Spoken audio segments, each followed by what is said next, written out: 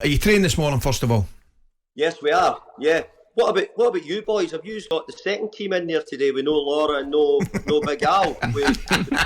We're filling in. Yeah, got the bomb squad in here. We've got the reserves are in. David, you know better than anybody. You've got to rotate the squad, mate. You have to rotate the squad. I understand that totally. What I did say to you, I've never seen disappointment in a man's face like it when Given walked in the place and there was no Woods and he was staring at McCoist and Pearce. There's never been a more disappointed. Talking about that, are you missing Pearce yourself? We certainly are. You know, I've got to say, Pearcey was a massive part of what we've done over the last couple of years, and we missed him because not only was he great around it, he was a great character, and look, really good guy. Is he there today by chance, or is he? Strangely enough, he is. He did say he was going to give me half his fee if I came on, Coisty. So I hope that still stands.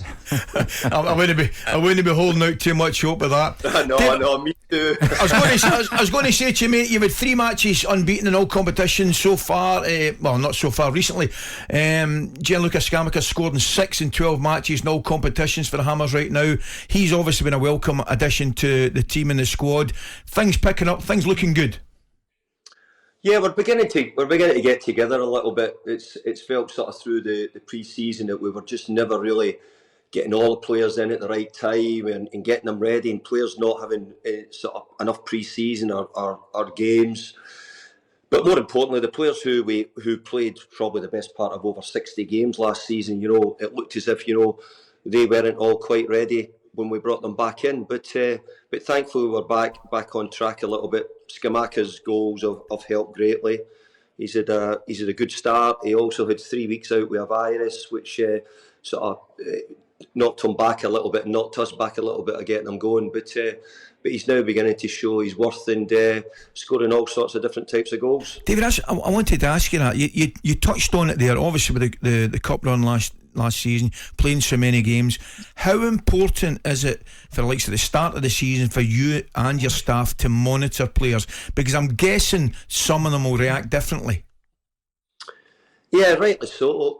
We many, I think Deck last year had something like 6 to 8 games. It was something huge, the amount of football he played in a year. And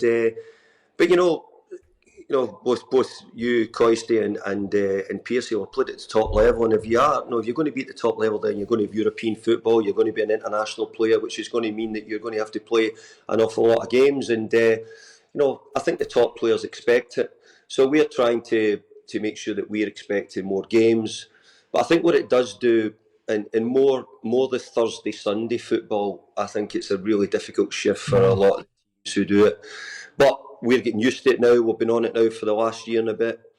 And I think we've played about 20 games in Europe now, and we're enjoying it. But obviously it's the Premier League games when you come back on the Sunday which become very difficult. I think, Dave, when the team got into Europe and you got them into Europe, there was always a question mark about how much of a challenge will it be. And I know the work that you put in between that Thursday and Sunday in regard to preparation, but I think it's been a real bonus to the football club, from the atmosphere in the stadium to rotating the players as well. And I think you've actually nailed that. Well, last year, Piercy, we done everything we could. When we got through, we probably left 3 or 4 players, 5 players out and changed the games in Europe around. And it worked for us. And, we had some amazing results last year in our first year in. And obviously getting all the way to the semi-final for us all was a huge thrill, but also a disappointment that we didn't get to the final. But I think this year we've actually probably got a stronger group of players. The players we've brought in, I think, has added to it. It's made we're starting 11, whether it be in Europe or whether in the Premier League, I feel stronger. It's just as always, managers, we ask for a little bit of time to try and get things settled in, but I think that's genuine, that we feel that over the last 2.5 years we've made good progress. And Piercy as well as MD, from where we were when we started sort of 4th, 5th bottom of the league, trying to find our way out of relegation and staying away to being 4th or 5th top in the Premier League last season for long periods. It takes some doing, and it's not just some doing in 1 year, it's to try and keep doing it regular as the hard part. David, I've just got a question for you. I mean, you're doing great now in the last few results and what have you, and going into a World Cup in the middle of a season, how do you manage your team? I know a lot of your players will go away with their countries, but how do you manage? Do you do a mini pre-season? You come back, are you worried you're in a good form and then you're starting back from scratch again just before Christmas? What's your thoughts on what's your planning going to be for the World Cup? Well, I think Shay, what I thought of that is this is the first time this has happened, so there's no plan. Like, most of you have all been players and been managers at different times as well, and you've roughly got an idea of what maybe your close season would look like. You're giving the players a month off maybe, and you're back for 3 or 4 weeks in pre-season playing friendlies. This is the first time this has happened. So at this time of year, it's quite difficult because we don't know how it's going to be. I always felt this season could be a little bit different than the rest because we've squashed so much football in the last year or two. We're seeing an outstanding Arsenal team at the moment, challenging at the top of the league. There's been some strange results in the way some teams are playing, whether it be national football or whether it be in league football. So it's not an easy one, Shay, but the plan would be, is that we will give the players probably a bit of time off, and we'll probably try and treat it like a mini pre-season, try and get some training into them. But obviously we're going to be probably in the middle of winter by the time that comes here for us in the UK. David, tell me, you managed Mikel Arteta at Everton. Now, I don't know the answer to it, but I'm guessing it's no real surprise to you that he went into that, obviously into coaching and management. Has it surprised you the degree of success that he's had very, very quickly? And he certainly turned it around, because it wasn't always this been the case, because I just remember, it seems recently that Arsenal fans were giving him a little bit of stick, but he has been given time and they're now looking at the benefits. Well, no, it doesn't surprise me, and I would say, Coisty, I remember I used to listen to talkSPORT, which most of us do regular, and there's a lot of the people on there always critical of Arsenal over the last few years, and I've been saying, and Piercy will tell you, I think that Arsenal have been a really good team for a while, and nobody was giving them the respect. They brought in Odegaard, who's made a real difference in the position he plays for them, makes it very difficult. I think Mikel had an idea on what he thinks it should look like, and I think that after working with Pep for a few years, he'll have given them all that guidance in how to sort of prepare a good team. It was just that I felt that nobody was giving Mikel any credit whatsoever.